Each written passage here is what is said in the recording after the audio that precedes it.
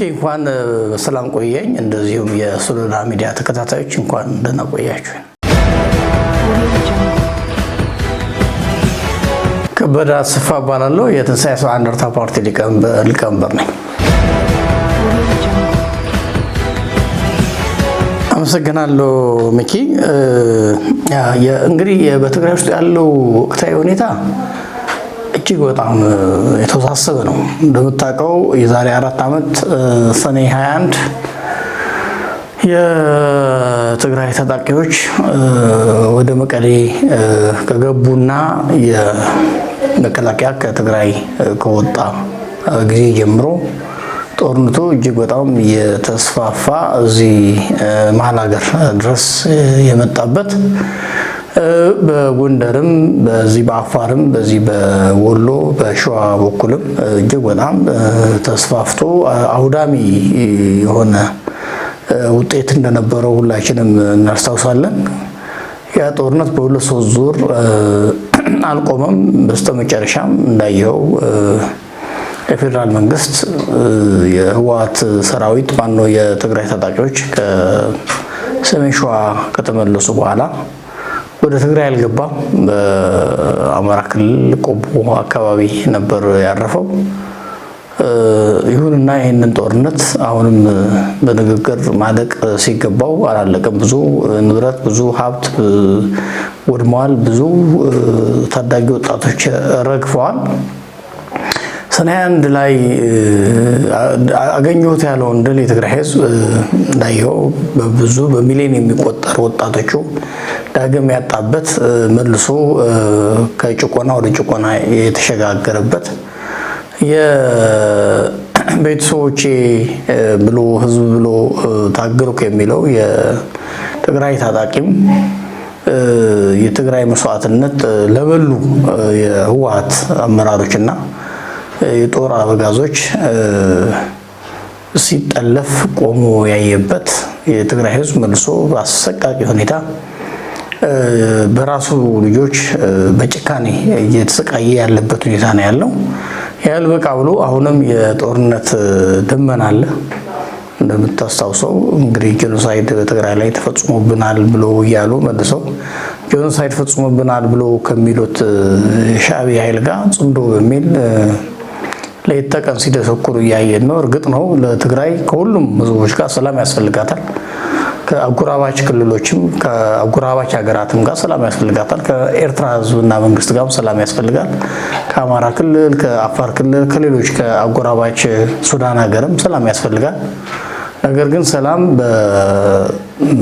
በሌላ ፖለቲካዊ ቁማር የተጫወትክ ሳይሆን በእውነት ስለ እውነት በሚደረግ ንግግር፣ ለምሳሌ የትግራይ ውስጥ ጄኖሳይድ ተፈጽሟል ብለህ የምትል ከሆነ ጄኖሳይድ ፈጽሞብኛል ብለህ የምትለው የሻዕቢያ ኃይል ጋር በግልጽ በደንብ የሀገሪቷን ሉዓላዊነት በማይጥስ መንገድ ኢትዮጵያ መንግስት በሚያውቀው በሚደረግ ንግግር ተጠያቂነት ባለው መንገድ በይቅርታ የሚታለፍም ከሆነ በስነ ስርዓት ይቅርታ ተጠይቆበት ዘላቂ ሰላምን ሊያመጣ በሚችል የትናንት ቁስልን ሊሽር በሚችል መንገድ ቢሆን ምንም ችግር የለውም። ግን እሱ አይደለም ያየን ያለ ነው። በዚህ ጽምዶ በሚባለው ግንኙነቶች ያየን ያለ ነው የኢትዮጵያ መንግስትን የሚያንቋሽሽ፣ ኢትዮጵያ እንደ ሀገር የሚያዋርድ፣ መሪዎቿን የሚዘልፍ እጅግ በጣም ጸያፍ የሚባሉ ፕሮፓጋንዳዎች እያየን ያለ ነው። እሱን ደግሞ ትግራይ የኢትዮጵያ አንድ አካል ነች። ስለዚህ የኤርትራ የሰላም ግንኙነት የምትፈልግ ከሆነ ኢትዮጵያን እየመራ ካለው መንግስት እንጂ የኢትዮጵያ አካል ከሆነው ከአንድ ክልል ጋር የሚደረጉ ግንኙነቶች ያለ ማዕከላዊ መንግስቱ እውቅና ዘላቂ ሰላምን አያመጡም። ምንም ትርጉም የለውም። እንግዲህ ትግራይ አሁን በዚህ ሁኔታ ውስጥ ነው ያለችው። በተለይ ውስጣዊ ሰላሟ የደፈረሰበት ያ ሁሉ መስዋዕትነት የተከፈለበትን ነገር መና የቀረበት ለጥቂት የህወሓት አመራሮችና የጦር አበጋዞቹ በቁጥጥር ስር የዋለበት ህዝቡ በነፃነት የማይንቀሳቀስበት የሚፈልገውን መርጦ በመረጠው የማይተዳደርበት በዚህ ምክንያት ታጣቂዎቹ ለሁለት የተከፈሉበት በዚህ የተከፋው ከህግ ውጭ ነው። ጦሩ ለአንድ የፖለቲካ ቡድን ማደር የለበትም፣ እኛ የታገልነው ለህዝብ ነው የሚሉ የህዝብ ልጆች ነፃ መሬት ወይም ሐራ መሬት ተብሎ በትግርኛ የሚታወቀውን ወጥተው ለሌላ ትግል እየተደራጁ ያሉበት ሁኔታ፣ በሌላ መንገድ ደግሞ የጦር አበጋዞቹና የህወሓት መሪዎች ህዝቡን እየጨቆኑ የዚህ የጭቆና መሳሪያ የሆነ ግማሹ ፈርቶ ግማሹ ደግሞ ምናልባት ድዳያርን እየጠበቀ ግማሹም የነዚህ ሰዎች ሚሊሻ ሆኖ ህዝባዊነቱን የካደ ኃይል ደግሞ እዛው በትግራይ ውስጥ ህዝቡን በመጨቆን ሂደት ላይ ጭቆና መሳሪያ ሆኖ ነው የምናገኘው። በዚህ ባህል የትግራይ ህዝብ እጅግ በጣም በአሰቃቂ ሁኔታ ውስጥ ነው ያለው። ከትናንትና ወዲያ ያለፈው አሰቃቂ የጦርነት ድባብ ተጋርጦበት ከነገ ዛሬ ጦርነቱ ይፈነዳል እያለ በሚጨነቅበት ሁኔታ ነው ያለው። የትግራይ የፖለቲካ ኃይሎች ይህንን ህዝብ ሞቢላይዝ አድርገው የትግራይ ወጣትን በማደራጀት የትግራይ ህዝብን በማደራጀት ከዚህ ይህንን ታጣቂ ኃይልም ህዝባዊነቱ እንዳይለቅ ከህዝቡ ጎን እንዲሰለፍ ማድረግ አልተቻለንም ሁላችንም። በዚህ ምክንያት ህዝቡ ሙሴ የሚፈልግበት ከዚህ ችግር የሚያወጣው ኃይል የሚናፍቅበት ሁኔታ ውስጥ ነው ያለው። እንግዲህ ባጭሩ ይህን ነው የሚመስለው።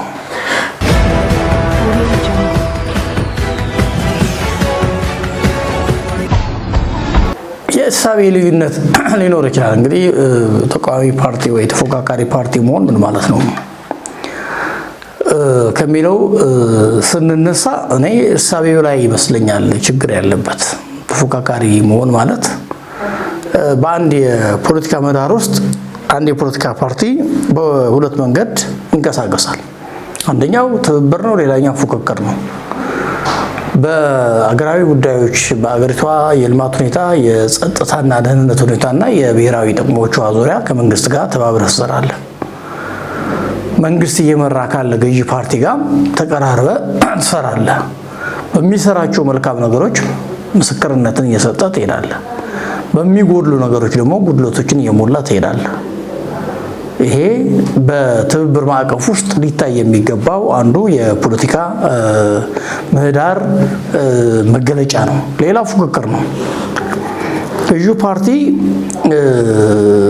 በስልጣን ዘመኑ የሚሰራቸው ስራዎችን የሚደነቁትንም እያደነቅ የሚጎድሉትንም ደግሞ እንዲያስተካክል ግብአት እየሰጠ በምትሄድበት ጊዜ ያልተስተካከሉት ነገሮች ላይ ደግሞ አንተ አማራጭ ሀሳብ ይዘህ በመቅረብ የተሻለ ገዢው ፓርቲ ከሰራው የተሻለ መስራት እንደምትችል የምታሳይበት የተሻለ የፖሊሲ አማራጭ ይዘህ መጥተህ ከገዢው ፓርቲ ጋርም ሆነ ከሌሎች ፓርቲዎች ጋር የምትፎካከርበት የራሱ የሆነ አውድ ደግሞ አለ።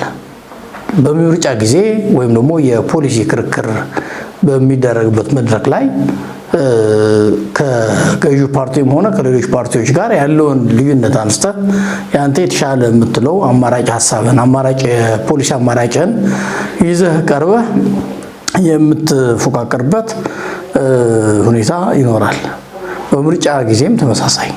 ከዛ ውጭ ባለው ግን ይሄ መድረክ የምክክር መድረክ ነው የነበረው። የምክክር መድረክ ነው የነበረው። እኛ እንግዲህ የኢትዮጵያ መንግስት እየመራ ያለው የብልጽግና ከተፎካካሪ ፓርቲዎች ጋር በወቅታዊ ሀገራዊ ጉዳዮች ላይ ለመመካከር የተጠራ መድረክ ነው። ስለዚህ በዚህ መድረክ ላይ ልንፎካከር ሳይሆን የተገናኘ ነው፣ ልንመካከር ነው። ልንመካከር ደግሞ ከሆነ አስቀድመን መረጃ ሊኖረን ይገባ ነበር። ስለዚህ መንግስት እየተሰሩ ያሉ በሀገሪቷ እየተሰሩ ያሉ የልማት ስራዎች እንደ ምሳሌ አዲስ አበባን ወስደን ካላቸው አገራዊ ፋይዳና ከተማ አቀፍ ፋይዳ እንድንጎበኝ ተደረገ። በባለሙያዎች እና ይህን ስራ በጥልቀት በሚያውቁ ባለሙያዎች በቂ ማብራሪያ እንዲሰጠን ተደረገ። ስለዚህ በቂ መረጃ ከያዝን በኋላ መደነቅ መመስገን ያለባቸው ነገሮችን አመስግነን ይበል የሚያሰኝ ስራዎችም ለሀቅ መስክረን ነገር ግን ደግሞ በሚጎድሉ ነገሮች ቢስተካከል ብለን ያልናቸው ነገሮችንም ጭምር አቅርበናል። እርግጥ ነው በቀረበው ሚዲያ ላይ ሙሉውን ያቀረብነው ነገር አልቀረበም፣ የተቆራረጠ ነገር አለ። ስለዚህ በዛን ሰዓት ላይ ለምሳሌ እኔ ካቀረብኩት አንዱ የተሰሩ ያሉ የልማት ስራዎች በጣም የሚደነቁ ናቸው። ትልቅ አገራዊ ፋይዳ ያላቸው ስራዎች ናቸው።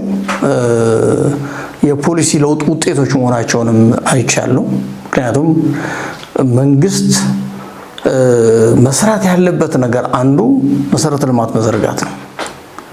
ሁለተኛው ሰርቪሱን ማሳለጥ ወይም ደግሞ መልካም አስተዳደር ማረጋገጥ ነው። ስለዚህ መልካም አስተዳደር ለማረጋገጥ ደግሞ መንግስት በሚሰጣቸው አገልግሎቶች ላይ ቀልጣፋና ጥራቱን የጠበቀ እንዲሆን ማድረግ ነው።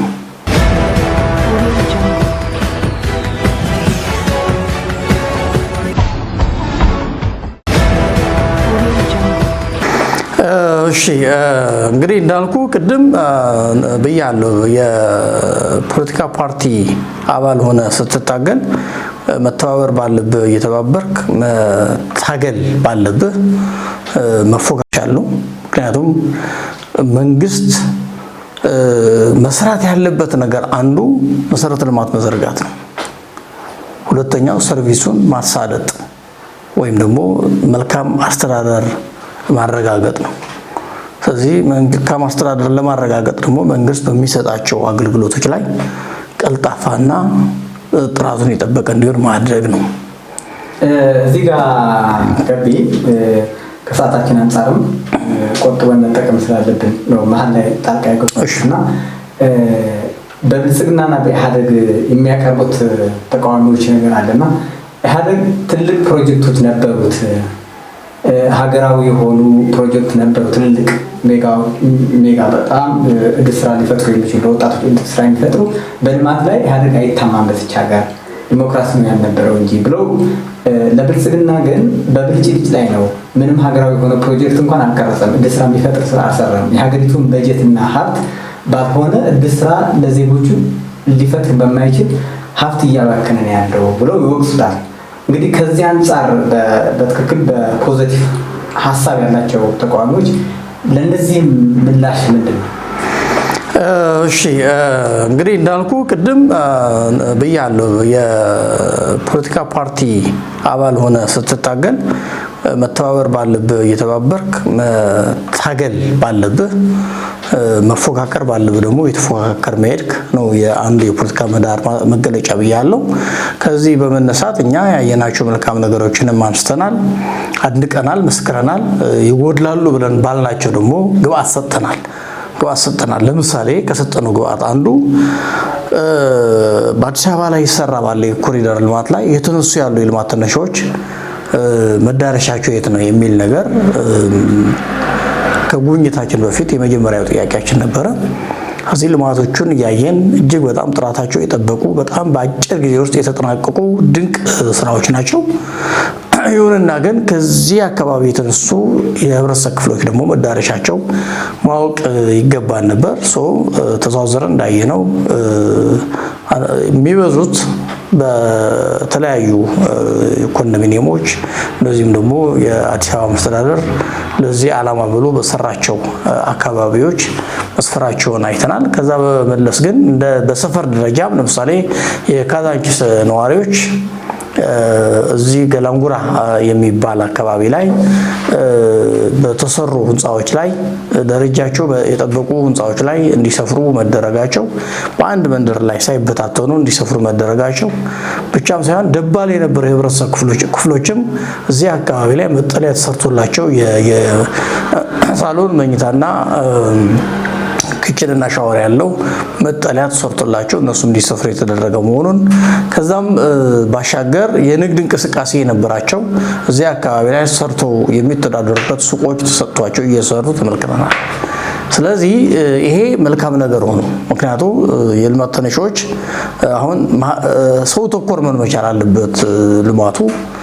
ብልጽግናም በተደጋጋሚ በሚዲያውም በተለያዩ የመገናኛ አውታሮችም ሰው ተኮር ስራዎች ነው እየሰራን ያለን ብሎ ስለሚል ሰው ተኮር ስራዎች የተሰሩ ለመሆናቸው ከዛ የተነሱ የልማት ተነሺዎች መዳረሻ ማወቅ ነበረብን። እሱም በአግባቡ ምትክ ተሰጥቷቸው በአግባቡ የተያዙበት ሁኔታ እንዳለ ማየት ችለናል። ይሁንና እዚህ ላይ የኛ አስተያየት የነበረው ከየአካባቢው የተነሱ የልማት ተነሺዎች በየለማ ባለው አካባቢ ላይ 1 እና 2 ፎቅ G+10 ሊሆን ይችላል፣ G+20፣ G+15 ሊሆን ይችላል ተሰርቶ እዛው አካባቢያቸው ላይ መኖር እንዲሰፍሩ ቢደረግ የአካባቢው ልማት የኛነት ስሜት ይሰማቸዋል።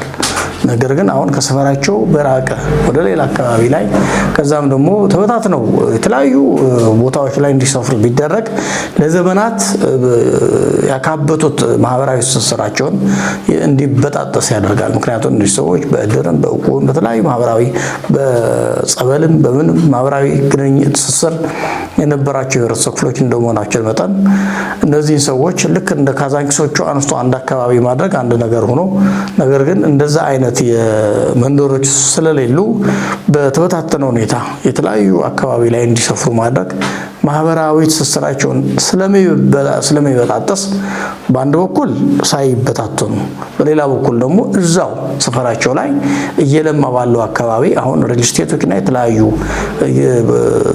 ተቋማት እየተሰሩበት ያለው አካባቢ ላይ እንዲሰፍሩ እዛው 2-3 ፎቅ G+20 G+30 ቢሆን ተሰርቶ እዛው የሚሰፍርበት ሁኔታ ቢፈለግ ይበልጥ ልማቱ ሰው ተኮርና ማህበረሰቡም ደግሞ ልማቱን መጣልኝ ብሎ በሙሉ ልቡ እንዲቀበለው ስለሚያደርግ ከስከዛሬ ድረስ ያየነው ክፍተት ይሄ ነው። በቀጣይ በሚደረጉ ልማት ስራዎችን ግን ማህበረሰቡ እዛው ሰፈር ላይ ከየለማ ካለው አካባቢ እሱም በለማ ህንፃ በለማ መኖሪያ ሰፈር ላይ እዛው ሰፈር ላይ የሚኖርበት ሁኔታ ቢመቻች የሚል ነው ያነሳ ነው። ይሄ ብቻ አይደለም።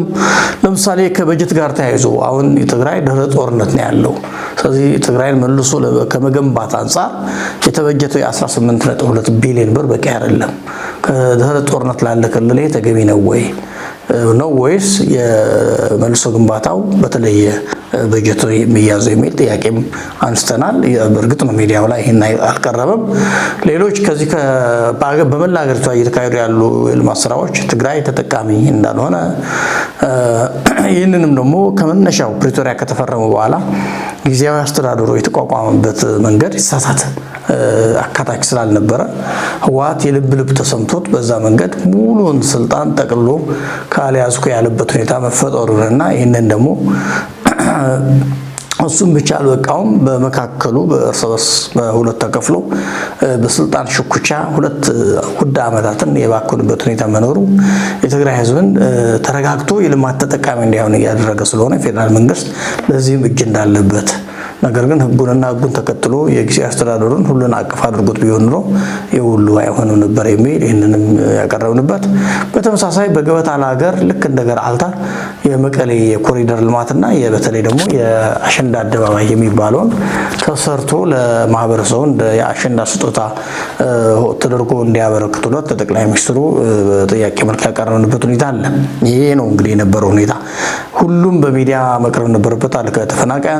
ከተፈናቃዮች መመለስ ጋር ከዲዲአር አፈጣጠም ጋር በተለይ አሁን ወጣቱ በትግራይ ውስጥ ዲዲአር ተግባራዊ ባለመሆኑ ምክንያት ተፈናቃዮች ወደ ቀያቸው ባለመመለሳቸው ምክንያት በተለያየ የትግራይ አካባቢ በታጣቂዎች የተያዙ ቦታዎች ባለመለቀቃቸው የደህንነት ስጋት በመኖር ምክንያት አሁንም ትግራይ ውስጥ መረጋጋት የለም።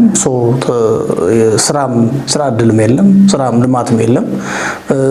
የሰላምና የመረጋጋት ሁኔታ አስቸጋሪ ሁኔታ ውስጥ ነው ያለው። ከዚህ አንፃር ወጣቱ አሁንም እየተሰደደ በመሆኑ ይህንንም የፌደራል መንግስቱ ልዩ ትኩረት ሰጥቶ የትግራይ ጉዳይ መፍትሄ እንዲያበጅለት የሚሉ ጥያቄዎች አንስተናል። እርግጥ ነው ሁሉንም በቀረበው በሚዲያ ላይ ሁሉንም ነገሮች አልቀረቡም፣ ተቆርጠው የቀረ ነው ማለት ነው። ቅድም ወደ አንሳቸው ጥያቄዎች ስመለስ አሁን እየተሰሩ ያሉ ስራዎች ብልቅልቅ ናቸው፣ ሪተርን የላቸውም፣ ትልቅ ፕሮጀክቶች አይደሉም ብላ ያልካቸው ነገሮች አሉ። አሁን 2 ነገሮችን ትልልቅ አገራዊ ፕሮጀክቶች ማለት ምን ነው? ህዳሴ ግድብ ነው። ህዳሴ ግድብ ኢህአዴግ ጀመረው እንጂ አሁን ብልጽግና ነው ያስቀጠለው ያለው። የትኛው ነው ትልቅ ፕሮጀክት ማለት ነው? ትልልቅ ፕሮጀክቶች ሌላው የስኳር ፕሮጀክቶች ነበሩ፣ እነሱም የከሰሩ ፕሮጀክቶች ናቸው። ከዛ ውጪ በመሰረተ ልማት ዝርጋታ ላይ አሁን ይሄ መንግስት እየሰራ አይደለም ብሎ ለመክሰስ ማየት፣ ማወቅ፣ መረጃ ማግኘት እኮ ያስፈልጋል። በመንገድ ዝርጋታው፣ በኤሌክትሪክ ኃይል ማስፋፋት ዙሪያ ላይ እና በዚህ በቱሪስት መዳረሻዎች ላይ የተሰሩ ያሉ ስራዎች አሁን ትልልቅ ፕሮጀክቶች፣ ሜጋ ፕሮጀክቶች ሁሉም እዚህ ሀገር ላይ ብሎ ለማለት መረጃ ያስፈልጋል። ምን ማለት ነው? ሪሊ አውቃቸዋለሁ ነው እየተሰሩ ያሉ ስራዎች።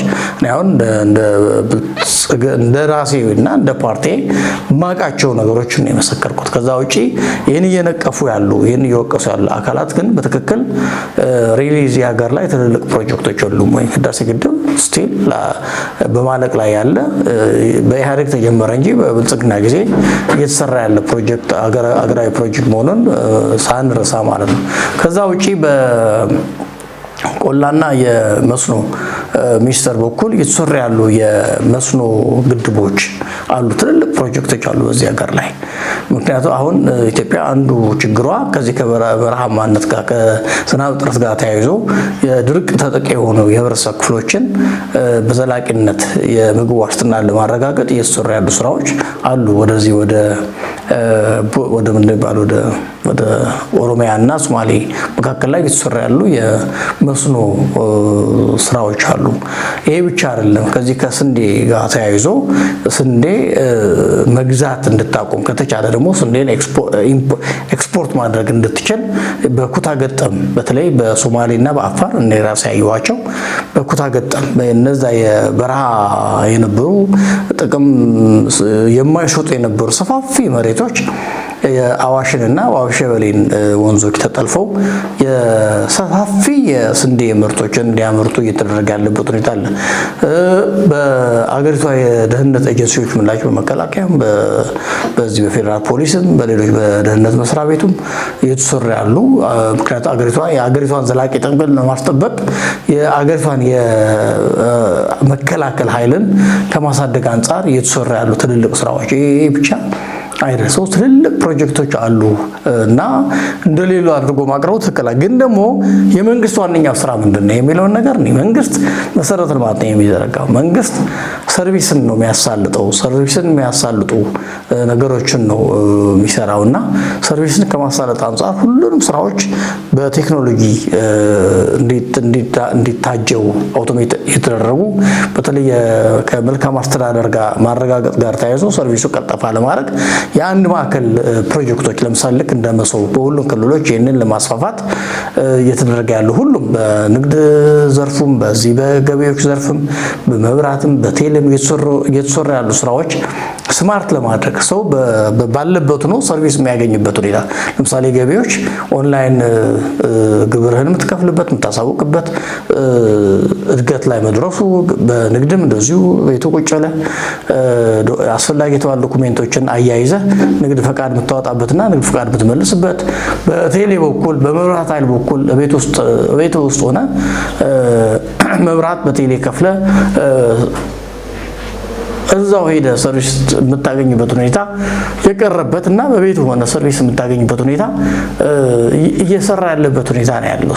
ይሄ ሁሉ የመንግስት በቂ ነው አይደለም፣ በቂ አይደለም። ግን ደግሞ መንግስት እየሰራ አይደለም ብሎ ማለት ያው ይሄ ራስን ከማሞኘት የዘለለ ፋይዳ የለውም። እርግጥ ነው መንግስት አልሰራም ብሎ የሚያምኑ ኃይሎችም ጭምር እኔ መንግስት የሚሰራቸው የልማት ስራዎች በስርዓት መጎብኘትና በጥልቀት ማየትን ይሄ ኢሬሌቫንት ነው ካሉም በዳታ መከራከርና የተሻለ ብለው የሚሉት የነሱ ሐሳብን ማምጣት ይገባቸዋል። ከዚህ ውጪ ግን ከስራ ዕድል ፈጠራ ጋር ነገር መልስልህ። ከስራ ዕድል ፈጠራ ጋር ለምሳሌ መንግስት በብዙ ሴክተሮች ብዙ ስራዎች እየሰራ ነው ያለ። ለምሳሌ ከወሰደን የስራ ዕድልን ቅድም ብለኛል። ምንድነው መንግስት መስራት ያለበት? ፋብሪካ ነው መስራት ያለበት። ምንድነው ስራ ዕድል የሚያመጡ የስራ ዘርፎች ማለት ነው? ፋብሪካ ነው። መንግስት ለኢንቨስትመንት ምቹ ሁኔታ ነው መፍጠር ያለበት። ለኢንቨስትመንት ምቹ ሁኔታ መፍጠር ማለት መሰረተ ልማት በበቂ መጠን መዘረጋት ማለት ነው። ስለዚህ መሰረተ ልማት በበቂ መጠን መዘርጋት ደግሞ በአራቱም የሀገሪቱ አቅጣጫ እንግዲህ እኔ እንደ አንድ የፖለቲካ ፓርቲ እድሉ አግኝቼ የመሄድ እድል ነበረኝ። ባየኋቸው ብዙ ዘርፈ ብዙ ስራዎች ከመንገድ አንጻር፣ ከቴሌኮሙኒኬሽን ማስፋፋት አንጻር፣ ከመብራት የኃይል አቅርቦት አንጻር እንደዚሁም ደግሞ የቱሪስት መዳረሻ የሚባሉ ኤሪያዎች ላይ ቱሪስት አንዱ የስሞክልስ ኢንዱስትሪ የምንለው የገቢ ማግኛ መንገድ ነው አንዱ። ስለዚህ እሱን ለማድረግ ግን የቱሪስት መዳረሻዎች ሊኖሩ ይገባል። የቱሪስት መዳረሻዎቹ ምቹ ማድረግ፣ ሪዞርቶች መገንባት፣ ሆቴሎች እንዲኖሩ፣ መዝናኛዎች እንዲኖሩ፣ ወደዛ የሚወስዱ በቂ መንገዶች እንዲኖሩ ማድረግ፣ የቱሪስት መስህቦች እንዲኖሩ ማድረግ እና የቱሪስት መዳረሻዎች ላይ በቂ ምቹ ማድረግ ይጠበቃል። ከዚህ አንጻር መንግስት በበቂ መጠን የቱሪስት መዳረሻዎችን የማዘመን ስራዎች፣ ምቹ የማድረግ ስራዎች እየሰራ ነው። ቱሪስቶች በቀላል መጥተው ተዝናንቶ የሚሄዱበት ምቹ ሁኔታ መፍጠር ከመንግስት በኩል ይሰራል። በግብርናው ቅድም ብያለሁ፣ በመስኖና በዚህ በኩታ ገጠም የማሳ የገበሬ ማሳን በአንድነት ሌላው ወደ ግብርናውን ከማዘመን አንጻር የእርሻ ሜካናይዜሽን ስራ ላይ ከመዋል አንጻር ብዙ ቦታዎች ላይ ለምሳሌ ኦሮሚያ አካባቢ ላይ ገበሬው ከበሬ የተላቆ በጋራ በትራክተር የሚያርስበት ሁኔታ እዚህ የእርሻ ሜካናይዜሽንን ስራ ላይ የዋለ ያለበት ሁኔታ እያየን ያለ ነው። ይሄ ሁሉ ሲሆን ይሄ መንግስት የቆየው በዚህ ሀገር ላይ 7 ዓመት ነው።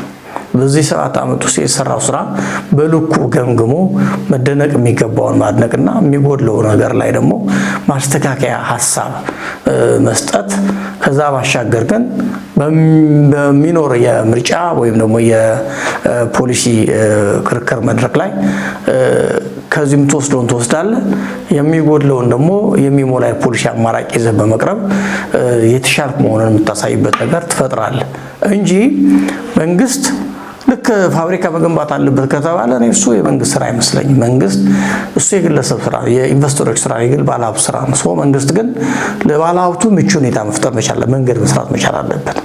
የውሃ መብራት አቅርቦት በበቂ መጠን አቅርቦት እንዲኖር ማድረግ መቻል አለበት። ስለዚህ ሁሉ ስናይ እኔ ብዙ ምርታዊ ለውጥ ሊባል የሚችል ስራዎች እየተሰሩ ናቸው ብዬ ነው የማምነው። ከዛ ውጭ ሪተርን የላቸውም የሚባለው ሪተርን እንዴት ነው የሚገለጽ? አሁን እኮ ለምሳሌ አሁን አዲስ አበባ ላይ አንዱ